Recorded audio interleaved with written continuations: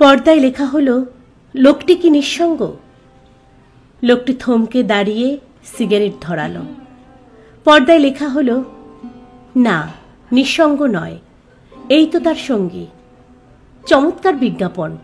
আমার মনে হয় সিগারেটের নেশার মূল্যের চেয়ে বন্ধুত্বের মূল্য অনেক বেশি। খুট করে দরজা খোলার শব্দ হলো। আমি কান পেতে রইলাম। কে হতে পারে? বাবা নিশ্চয় নন। তিনি ওঠেন সারা শব্দ করে, দরজা খোলেন ধুমধাম শব্দ করে। মন্টু অথবা মাস্টার কাকা হবেন। টিউবওয়েলে পানি তোলার শব্দ হলো অনেকক্ষণ। ছড় ছড় করে পানি পড়ার আওয়াজ। কুলি করে পানি ছিটাতে ছিটাতে এদিকেই যেন আসছে। হ্যাঁ, মাস্টার কাকাই। তার মাঝে মাঝে অনেক রাতে ফুল গাছের কাছে চেয়ার পেতে গুনগুন করে গান গাওয়ার শখ আছে। পলা বেঁচে থাকতে প্রথমটায় অপরিচিত জন ভেবে ঘেউ ঘেউ করত, তারপর গড় গড় করে পরিচিত জনের অভ্যর্থনা।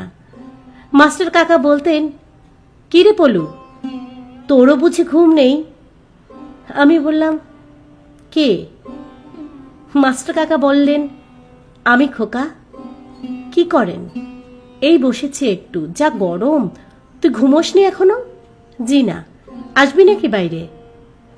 দরজা খুলে বেরোতেই চোখ পড়ল কাকা বারান্দায় পা ঝুলিয়ে বসে আছেন। বললাম, চেয়ারে বসেন, চেয়ার নিয়ে আসি। না থাক। আমি তার পাশে বসলাম। গরম কোথায়, আশ্বিনের শেষাশেষি একটু শীত শীতই করছে। মাঝে মাঝে ঠান্ডা বাতাসও বইছে। মাস্টার কাকারও বোধ করি মাঝে মাঝে ইনসোমনিয়া হয়। কাকা বললেন, ঘুমোচ্ছিলাম, হঠাৎ ঘুম ভাঙল। তারপর আর হাজার চেষ্টাতেও ঘুম আসছে না। আমি বললাম, প্রথম রাত্রিতে ঘুম ভাঙলে এরকম হয়। কাকা অনেকক্ষণ চুপ করে রইলেন। একটা মৃদু দীর্ঘ নিঃশ্বাসের শব্দ শুনলাম। কাকা খুব নিচু গলায় বললেন, কি মিষ্টি গন্ধ দেখেছিস? আমি যখন শিউরিতলা থাকতাম তখন স্কুলে যাওয়ার পথে একটা কাঁঠাল চাপার গাছ পড়ত, ভারী গন্ধ। আমার কাকা কাঁঠাল চাপার গন্ধ বাজে লাগে, বড় বেশি কড়া। কাকা আকাশের দিকে তাকিয়ে বললেন, আমি তারা দেখে সময় বলতে পারি। এখন প্রায় রাত 2টো। আমিও আকাশের দিকে তাকালাম। খুব পরিষ্কার আকাশ, ঝকঝকে করছে তারা। কাকা বললেন, দেখেছিস কত তারা? খুব যখন তারা ওঠে তখন দেশে দুর্ভিক্ষ হয় শুনেছি।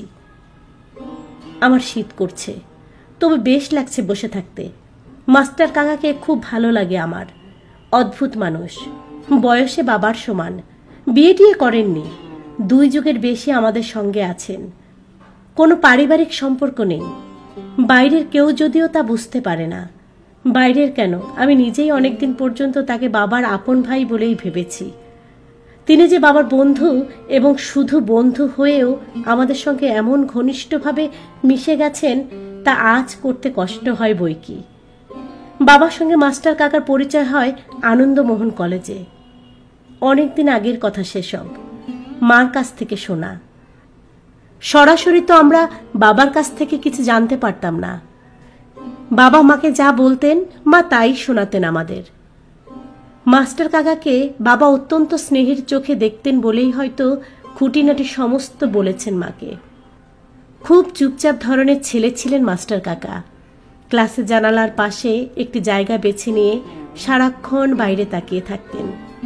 তেমন চোখে পড়ার মতো ছেলে নয়, একটু কুঁজো, কণ্ঠার হাড় বেরিয়ে রয়েছে, শুকনো দড়ি পাকানো চেহারা। ক্লাসের সবাই ডাকত শকুন মামা বলে। তবু বাবা তার প্রতি প্রবলভাবে আকৃষ্ট হয়েছিলেন।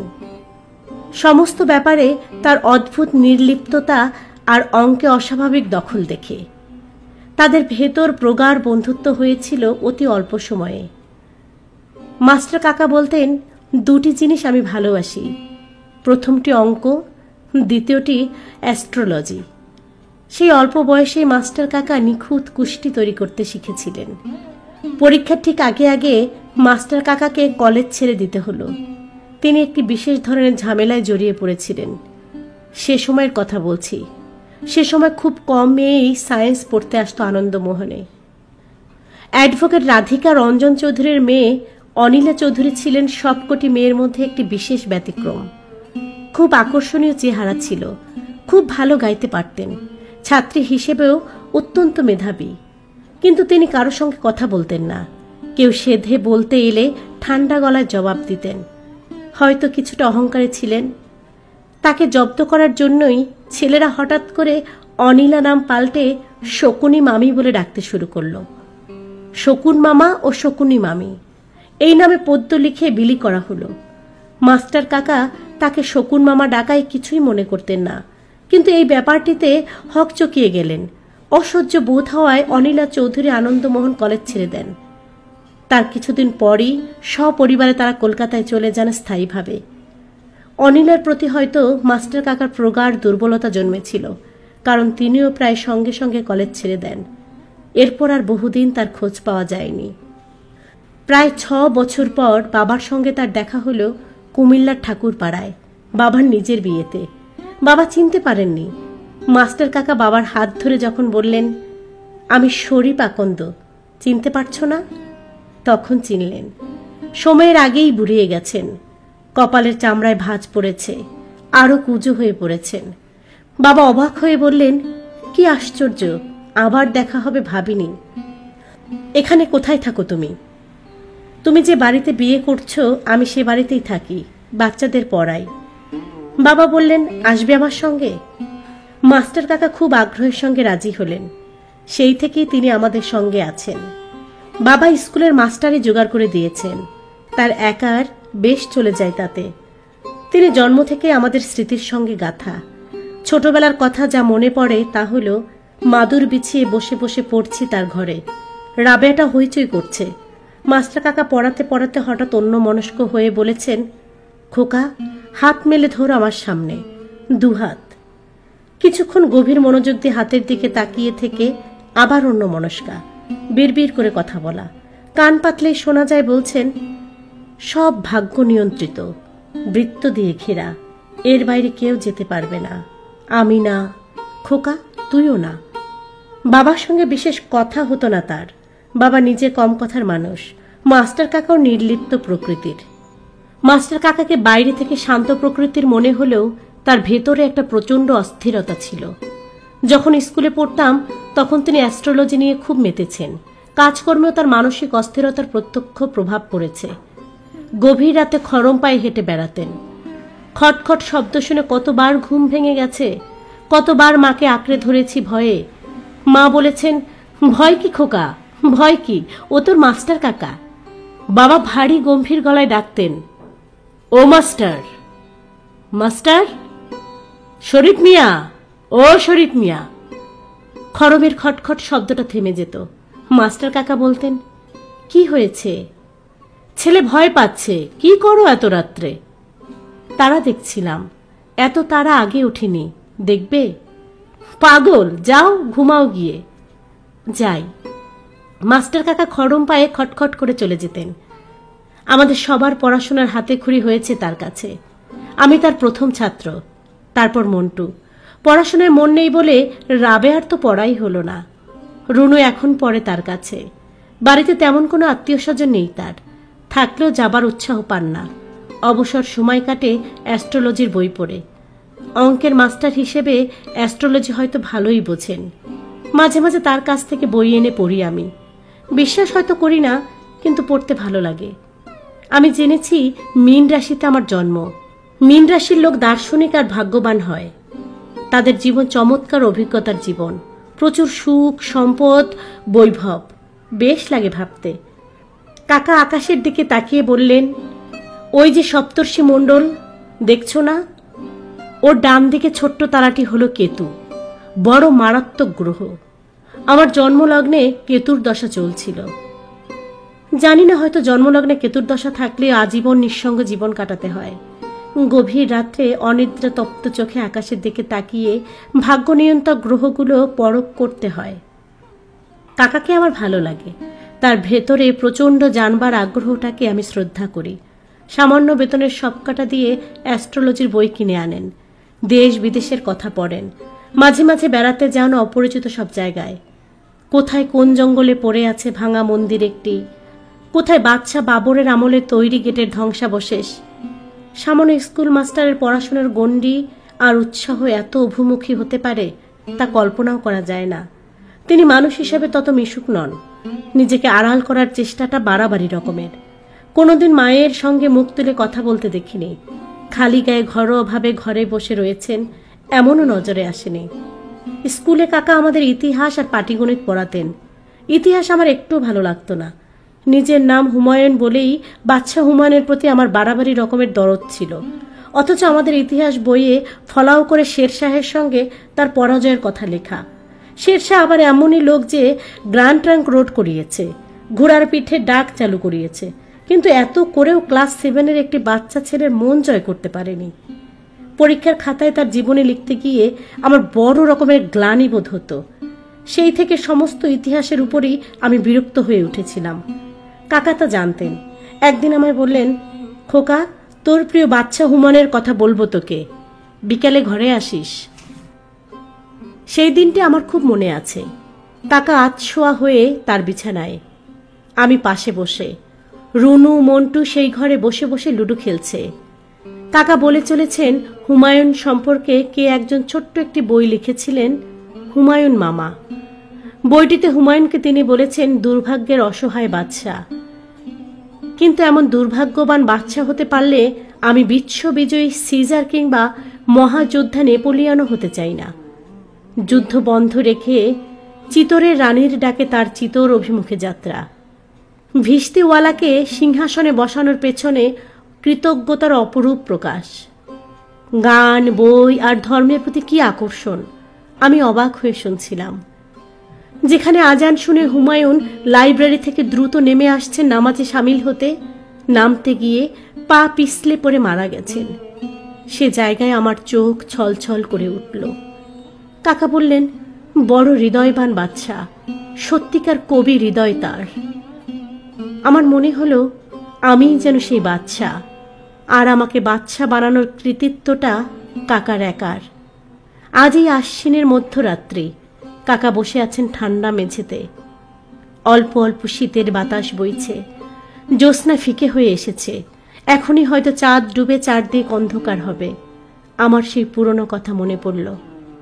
আমি ডাকলাম, কাকা, কাকা। কি, অনেক রাত হয়েছে, ঘুমোতে যান। যাই। কাকা মন্থর পায়ে চলে গেলেন। আমি এসে শুয়ে পড়লাম। রাবেয়া ঘুমের মধ্যেই চেঁচালো, আম্মি, আম্মি। আমার মনে পড়ল রাবেয়া একদিন হারিয়ে গিয়েছিল। চৈত্র মাস, দারুণ গরম।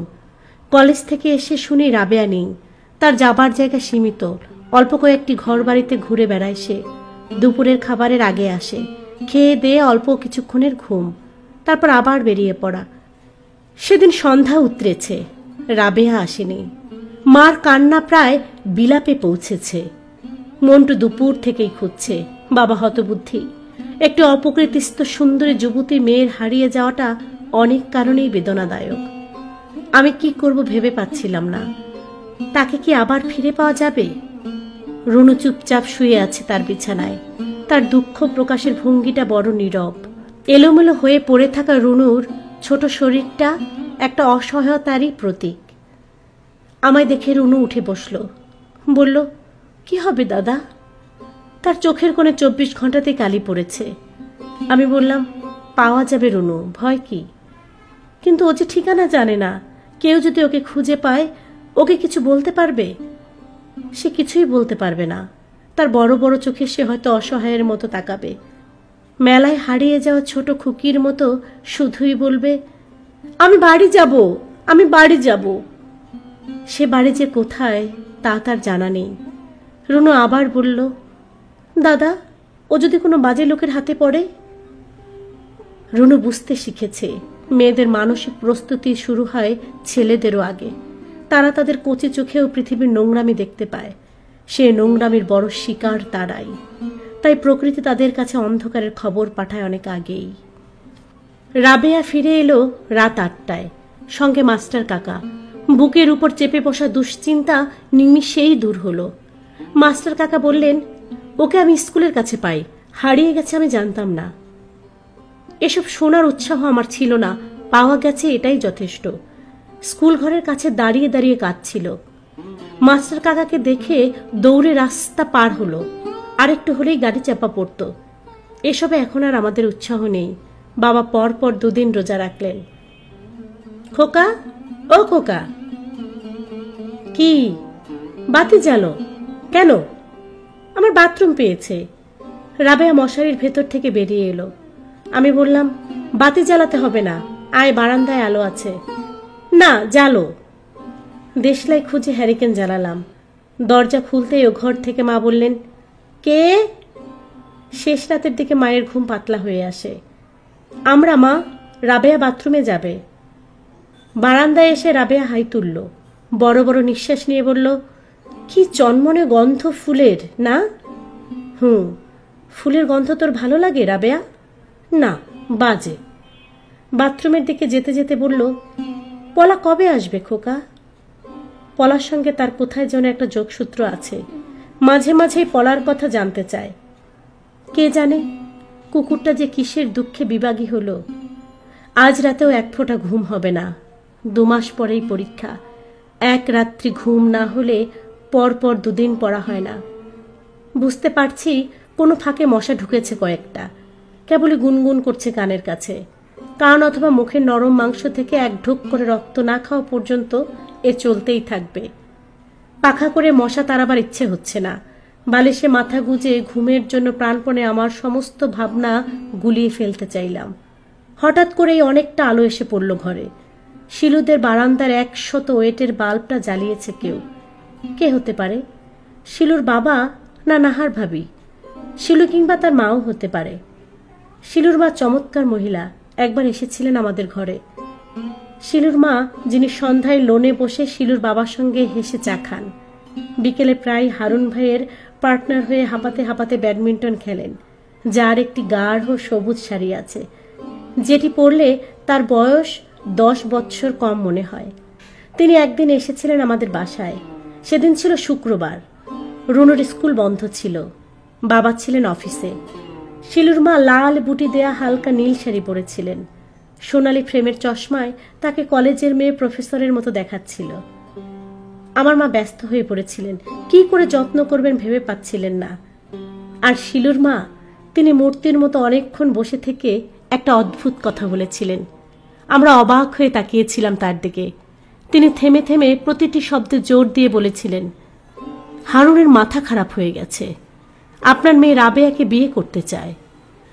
আমরা সবাই চুপ করে রইলাম। তিনি বলে চললেন, আপনার মেয়েকে পাঠাবেন না ওখানে। কি করে সে ছেলের মন ভুলিয়েছে।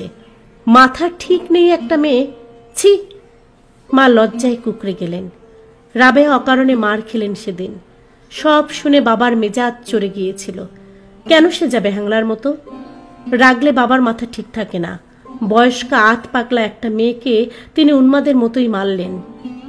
রাবেয়া শুধু বলছিল, আমি আর করব না। মারছো কেন? বললাম আর করব না।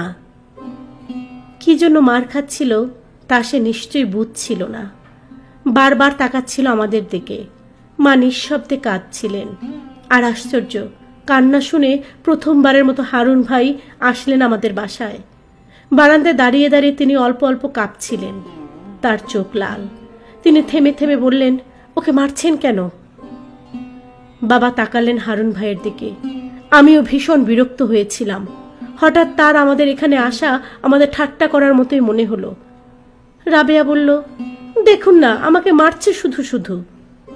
হারুন ভাইয়ের ফ্যাকাশে মুখে আমি স্পষ্ট গভীর বেদনার ছায়া দেখেছিলাম। তবু কঠিন গলায় বললাম, আপনি বাসায় যান। আপনি এসেছেন কেন? শিলুদের বাসার জানালায় শিলু আর তার মা ভিড় করে দাঁড়িয়েছিলেন। রাবেয়াকে কদিন চাবি বন্ধ করে রাখা হলো। তার দরকার ছিল না। হারুন ভাইয়ের বিয়ে হলো নাহার ভাবির সঙ্গে। তার খালাতো বোন।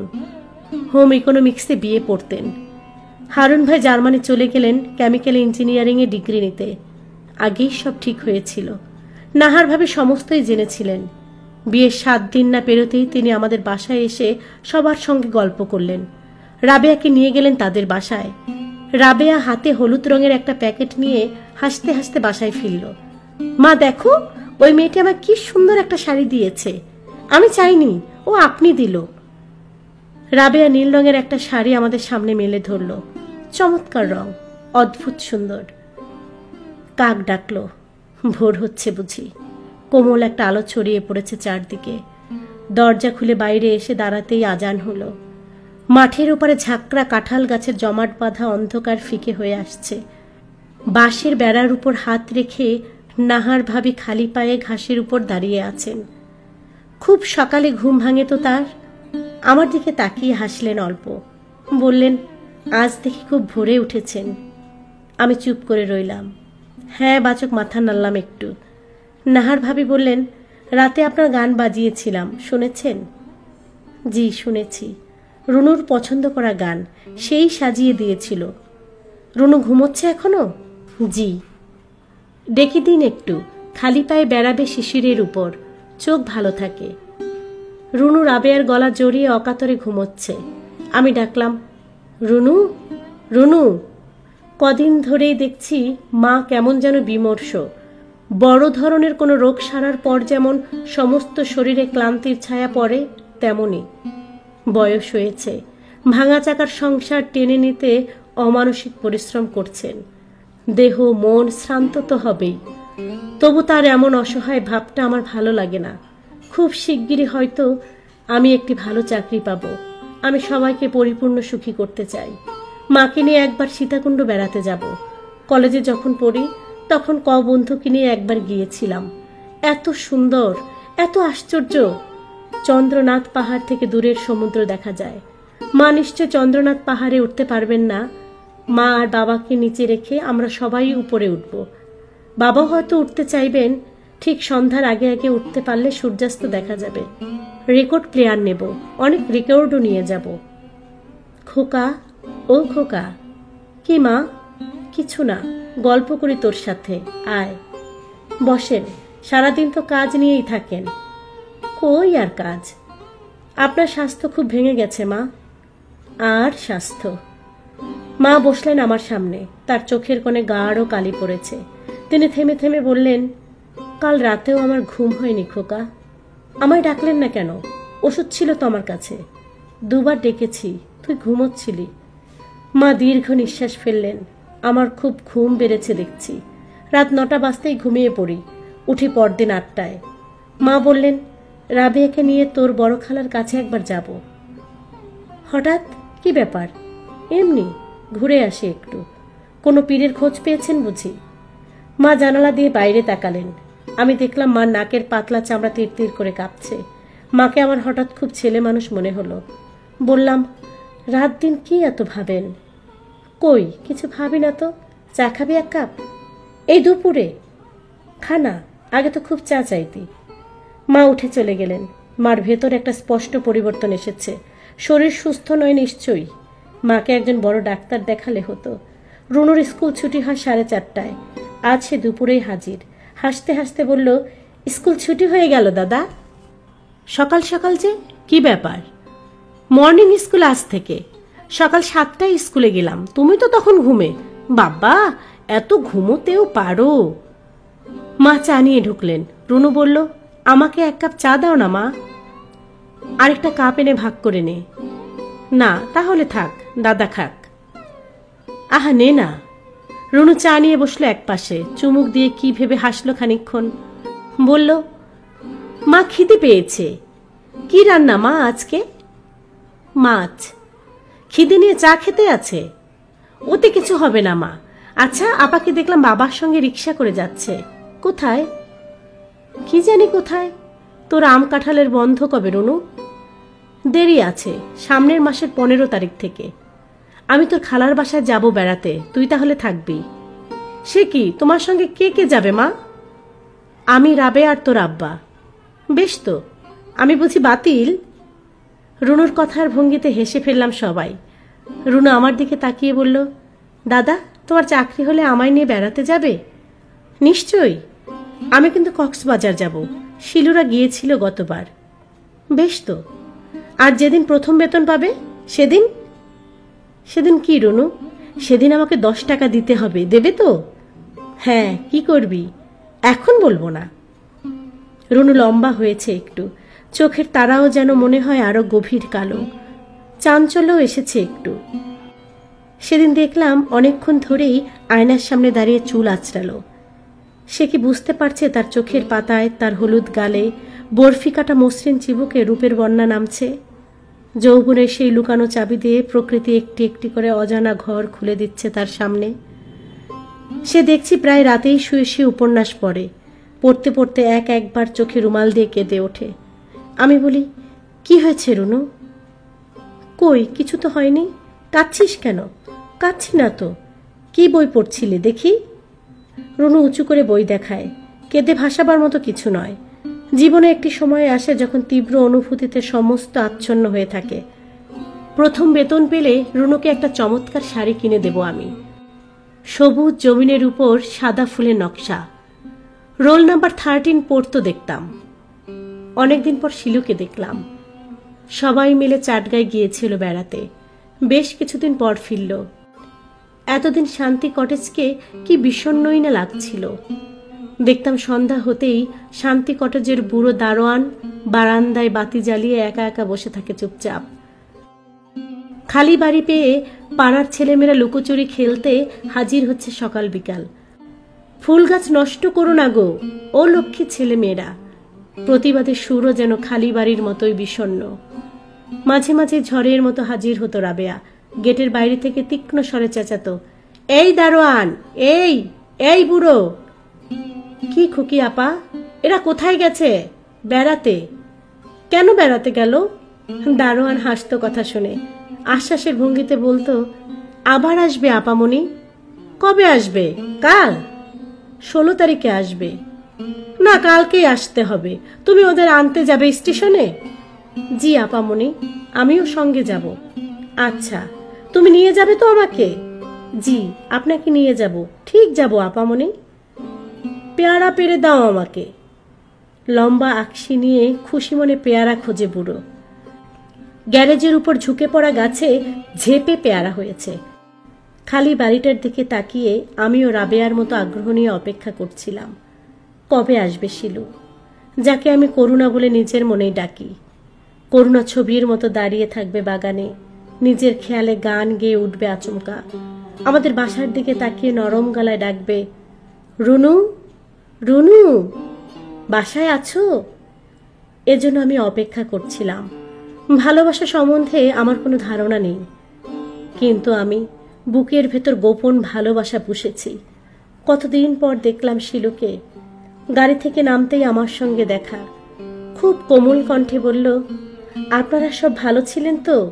রুনু ভালো? তেমনি লম্বাটে মুখ, কপালের দিকে টানা ভুরু।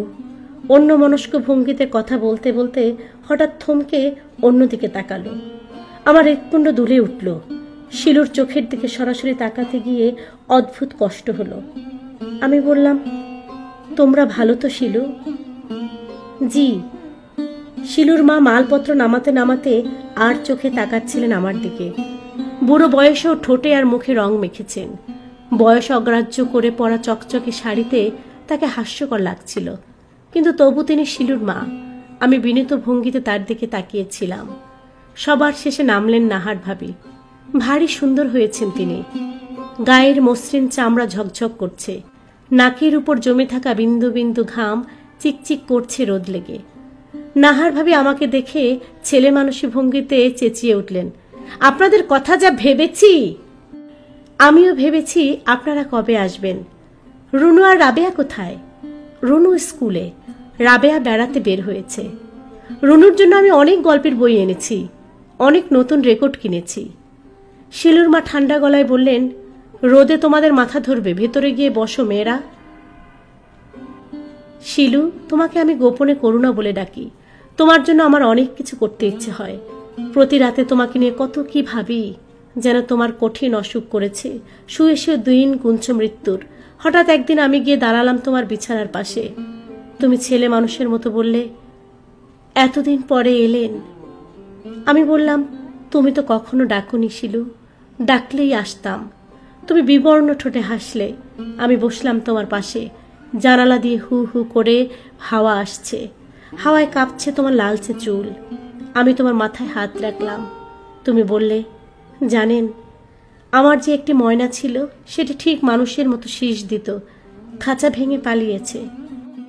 কি হাস্যকর ছেলে মানুষই ভাবনা। কতদিন ভাবতে ভাবতে রাত হয়ে যেত, রাস্তায় নিশি পাওয়া কুকুর চেঁচাতো, ঘুম ভেঙে মাস্টার কাকা উঠে আপন মনে কথা বলতেন। আমার বন্ধু রমিজ এক বিবাহিতা ভদ্র মহিলাকে বিয়ে করেছিলেন। মেয়েটি তার স্বামী ও দুটি বাচ্চা ছেলে মেয়ে ছেড়ে পালিয়ে গিয়েছিল রমিজের সঙ্গে। ভদ্রমহিলার স্বামী দুঃখে লজ্জায় অ্যান্ড্রিন খেয়ে মরেছিলেন। ঘটনাটি শুনে রমিজের প্রতি আমার প্রচণ্ড ঘৃণা হয়েছিল। এর অনেকদিন পর যখন শিলুরা ঘর অন্ধকার করে বাইরে বেড়াতে গেল, তখন কেন যেন মনে হলো রমিজ কোনো দোষ করেনি। ভালোবাসার উৎস কি আমি জানি না। আশফাক বলতো ভালোবাসা হচ্ছে নিছক কামনা, যৌন আকর্ষণের পরিভাষা, কিন্তু আমার তা মনে হয় না। আমার গলা জড়িয়ে শিলু কখনো ঘুমিয়ে থাকবে, এ ধরনের কল্পনা তো কখনো মনে আসে না।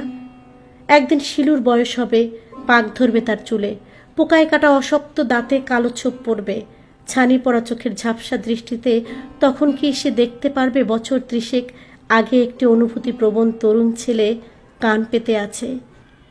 কখন সে কোমল কণ্ঠ শোনা যাবে, দাদু ভাই, রুনু বাসায় আছে? আমি ইদানিং কেমন আবেগপ্রবণ হয়ে উঠেছি। মা আমাকে মাঝে মাঝে বুঝতে চেষ্টা করেন। রুনু প্রায় অনেকক্ষণ আমার দিকে তাকিয়ে থাকে, হয়তো আমার বোঝার ভুল। তবু তার হাব ভাব যেন কেমন, যেন কিছু জানতে চেষ্টা করছে। যেদিন অপ্রাসঙ্গিকভাবেই বলে বসল, শিলুকা কি তোমার খুব বুদ্ধিমতী মনে হয় দাদা ভাই? আমি নিজেকে যথেষ্ট স্বাভাবিক রাখতে প্রাণপণ চেষ্টা করে বললাম, হ্যাঁ। তোমার কাছে ওকে ভালো লাগে? তা লাগে, কিন্তু ও কি বলে জানো? কি বলে? বলে তোমার দাদা ভাইকে দেখলেই মনে হয় বোকা, তাই না? বলা বাহুল্য, আমি সেদিন দুঃখিত হয়েছিলাম। আমাকে কেউ বোকা বলছে সেই জন্য নয়, আমার গভীর আবেগের কথা সে জানছে না, এজন্য। আমার ধারণা শিলু যখন জানবে তখন নিশ্চয়ই আমাকে অন্য চোখে দেখবে। আমি বললাম, শুনে তোর খারাপ লেগেছে রুনু? হ্যাঁ। শিলু কি তোর খুব ভালো বন্ধু? হ্যাঁ, ভালো বন্ধু। আমাদের সংসারে কি একটা পরিবর্তন এসেছে, সুর কেটে গেছে কোথাও। শিলু আমার সমস্ত চেতনা এমনভাবে আচ্ছন্ন করে রেখেছে যে আমি ঠিক কিছু বুঝে উঠতে পারছি না। মা ভীষণ রকম নীরব হয়ে পড়েছেন, শঙ্কিতভাবে চলাফেরা করছেন। তার হতাশ ভাব, ভঙ্গি, নিচু স্বরে টেনে কথা বলা সমস্তই বলে দেয় কিছু একটা হয়েছে। বাবা এসে প্রায় আমার ঘরে বসেন, নিতান্ত অপ্রয়োজনে 2-1টি কথা বলেন। কেমন পড়াশোনা চলছে, বাজারে জিনিসপত্রের যা দাম। আমি তার ভাবভঙ্গি দেখেই বুঝতে পারি তিনি কিছু একটা বলতে চান। এলোমেলো কথা বলতে বলতে এটি সেটি নাড়তে থাকেন, তারপর হঠাৎ করে উঠে চলে যান। কি বলতে চান তা বুঝে উঠতে পারি না। বাবাকে আমরা বড় ভয় পাই, নিজ থেকে কিছু জিজ্ঞেস করতে সাহস পাই না। মাকে যখন জিজ্ঞেস করি কি হয়েছে মা, মা অবাক হবার ভান ধরে বলেন, হবে আবার কি রে খোকা। মা মিথ্যা বলতে পারেন না, কিছু লুকাতে পারেন না। আমি জোর দিয়ে বলি, বলো না কি হয়েছে। মা মেঝের দিকে তাকিয়ে টানা সুরে কাপা গলায় বলেন, কোথায় কি হয়েছে? অথচ প্রায় দেখছি বাবা আর মা ফিসফিস করে আলাপ করছেন। বিরক্তিতে বাবার ভ্রু কুঁচকে উঠছে ঘন ঘন। অনেক রাত পর্যন্ত বাইরে বসে থাকছেন। পরশু রাতে মা গুনগুন করে কাঁদছিলেন। আমার কাছে মনে হচ্ছিল কে যেন ইনিয়ে বিনিয়ে গান গাইছে। রাবেয়া বলল, ও খোকা, ঘরে মা কাঁদছে রে। রনু বলল, সত্যি দাদা, মা কাঁদছে। আমি ভেবেছি বেড়াল। রাবেয়া গলা উঁচু করে ডাকলো, মা, ও মা, কাঁদছো কেন? মা চুপ করে গেলেন। রাবেয়া আবার ডাকলো, মা, ও মা। মা ধরা গলায় বললেন, কি, তুমি কাঁদছিলে কেন? আমি সমস্ত কিছু বুঝতে চাই।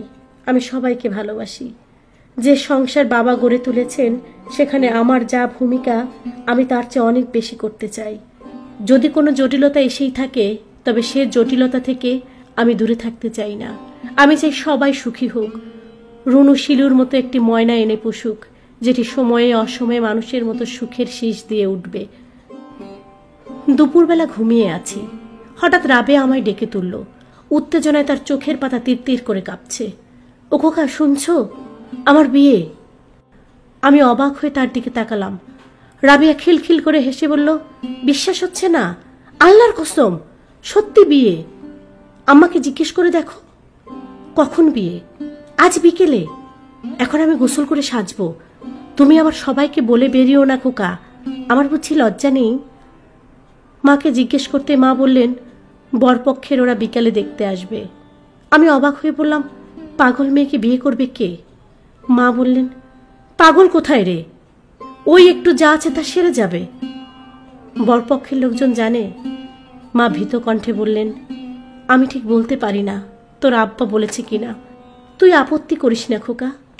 কিন্তু হঠাৎ বিয়ের কি হলো? আমি জানি না, তোর আব্বা সব ঠিক করেছেন, তোর আব্বাকে জিজ্ঞেস কর। দেখতে আসবে 5টায়, 4টার ভেতরে সব তৈরি হয়ে গেল। মা ঘামতে ঘামতে খাবার তৈরি করলেন। বসবার ঘরে নতুন পর্দা লাগানো হলো। ট্রাঙ্কে তোলা টেবিলে ক্লথ বিছিয়ে দেয়া হলো টেবিলে। মন্টু সাইকেলে করে দূর কোথাও থেকে ফুল এনে ফুলদানি সাজালো। রুনু রাবেয়ার একটি শাপলা রঙের শাড়ি পরে ঘুরে বেড়াতে লাগলো। রাবেয়া ঘ্যান ঘ্যান করতে লাগলো, মা, রুনু যে বড় আমার শাড়ি পরেছে, ময়লা করে ফেলবে তো। ময়লা হলে ইস্ত্রি করিয়ে দেব। যদি ছিঁড়ে ফেলে?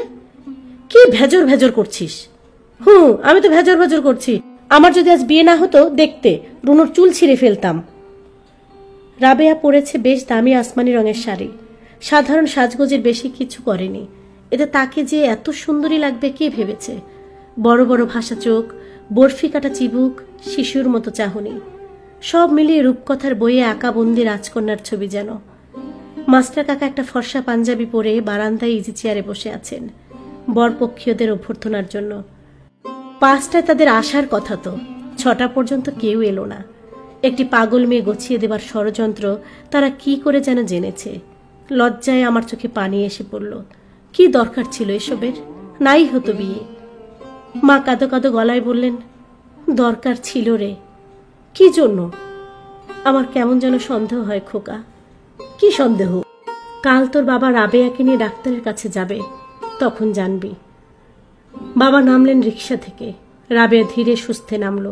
মুখ কালো করে বলল, মা, ডাক্তার আমাকে বেশি পরিশ্রম করতে নিষেধ করেছে, এখন শুধু বিশ্রাম, তাই না বাবা? বাবা মার দিকে তাকিয়ে কাপা গলায় বললেন, এখন কি করবে? ব্যাপারটা আমি জানলাম। রুনু জানালো।